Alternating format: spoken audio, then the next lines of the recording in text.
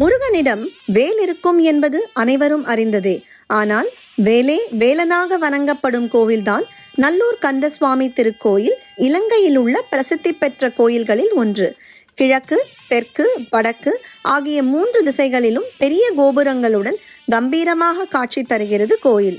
கிழக்கு கோபுரம் 5 நிலைகளுடனும், தெற்கு மற்றும் வடக்கு கோபுரங்கள் 7 நிலைகளுடனும் காட்சியளிக்கின்றன.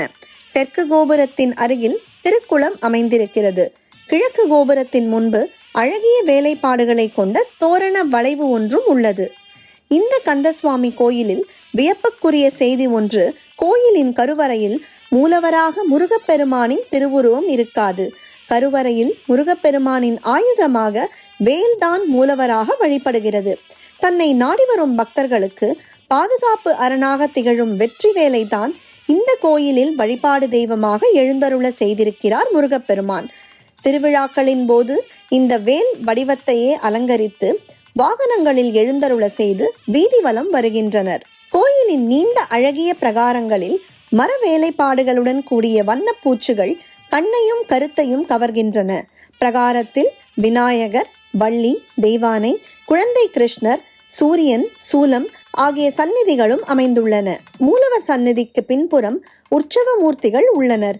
ஆறுமுக சுவாமியின் உற்சவ மூர்த்தம் மிகவும் அழகாக அமைந்திருக்கிறது. மணிமண்டபத்தின் நுழைவாயிலில் வெளிப்புறம் திரும்பி பார்த்தபடி நந்தி சிலை அமைக்கப்பட்டுள்ளது. உள்ளே அமர்ந்த நிலையில் ஆறுமுக நாவலரின் திருவுருவச் சிலை உயிரோட்டத்துடன் கையில் புத்தகம் வைத்துக் கொண்டு படிப்பது போல் அமைந்திருக்கிறது. கோயிலில் தினமும் அதிகாலை 4:30 மணிக்கு நடை திறக்கப்படுகிறது.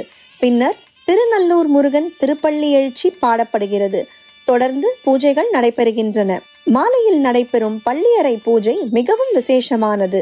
முருகப்பெருமானுக்கு ஊஞ்சல் பாட்டு பாடி சிறிய மஞ்சத்தில் வைத்து துயில் கொள்ள செய்கின்றனர். பள்ளியறை பூஜையை தரிசிக்க பக்தர்கள் திரளாக வருகின்றனர். இலங்கை செல்வதற்கு வாய்ப்புள்ளவர்கள் வேலையே வேலனாக வழிபடும் நல்லூர் கந்தசுவாமி கோயிலுக்கு சென்று வழிபட்டால் வேலுண்டு வினையில்லை என்பதற்கேற்ப வினைகள் யாவும் தீர்ந்து அனைத்து வளங்களுடன் மகிழ்ச்சியாக வாழலாம்.